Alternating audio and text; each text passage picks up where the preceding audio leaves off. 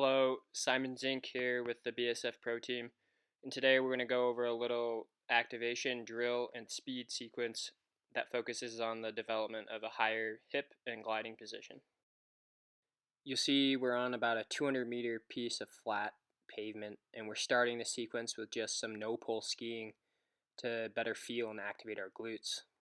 You'll see me and my teammates using a couple different types of no-pull skiing. Here I'm using V2 motions into V2 alternate motions.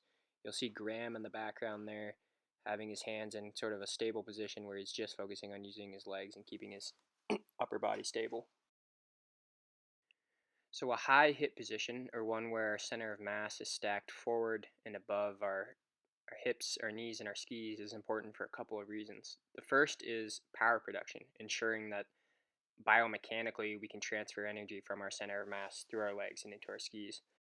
Another reason is making sure we have a stable and relaxed gliding position where our kinetic energy is moving forward and down the trail, which allows this energy to then be transferred fluidly into moving our center of mass forward into the next stroke of the technique.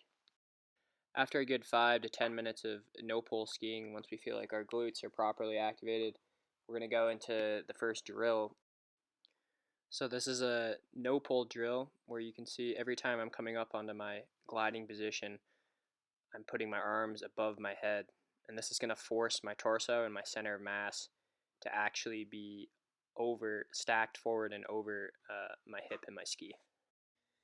I should be doing a better job of hanging out a bit longer at the top of the position just to really cement that feeling of what it's like to be in that high and stable gliding position.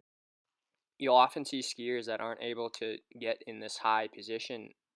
Their technique look a little bit choppy between the strokes. Ideally, the motion is like a pendulum, and so our glide moves directly into getting our mass forward and directly into power through the legs to push us back into that forward position. This smoothness and fluidity in the power transfer that's evident in the technique of the best skiers in the world is only possible with this high and stacked hip and gliding position.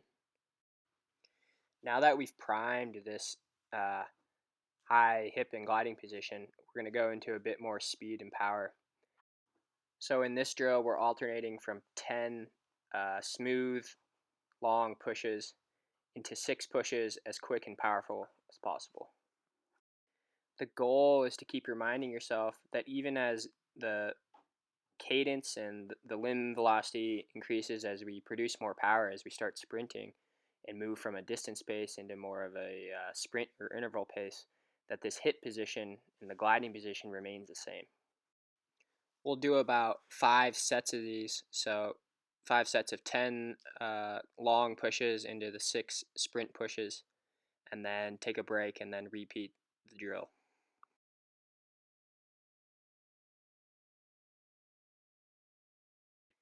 After this activation and drill sequence, it's really easy to start moving into speeds or a sprint session. And hopefully, because you've been practicing and reminding yourself what a true high hip and gliding position actually feels like, that you'll start to implement this more into your speed work.